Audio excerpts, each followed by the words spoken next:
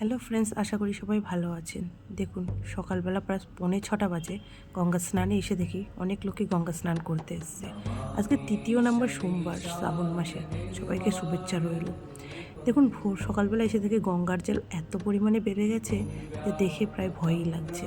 অনেকগুলো সিঁড়ি প্রায় ডুবু ডুবু, 2-3টে সিঁড়ি বাকি আছে। জানি না চাষিদের কি হবে। এইদিকে স্নান করে চলে গেলাম মন্দিরে। গিয়ে দেখি ছোট একটা লাইন আছে, বেশিক্ষণ আমার টাইম লাগেনি সেই লাইনটা পার হতে। তবু একটু অপেক্ষায় রইল, কারণ এই মন্দিরটার মধ্যে পুরোহিত অনেক মন্ত্র বলে নিয়মিতভাবে পুজো করানো নেই। কোনো তাড়াহুড়া বা খুব তাড়াতাড়ি কাউকে বের করে দেওয়া হয় না। সবাই মন থেকেই পুজো করতে পারে। এবার দেখুন, শ্রাবণ মাসটা আমরা কেমনও পালন করি। বলা হয় এই শ্রাবণ মাসে নাকি হালাহাল বিষ মহাদেব পান করেছিলেন।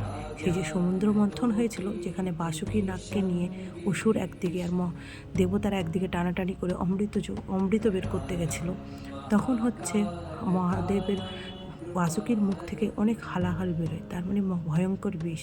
সেটা দেবতা অসুর কেউই সহ্য করতে পারছিলেন না।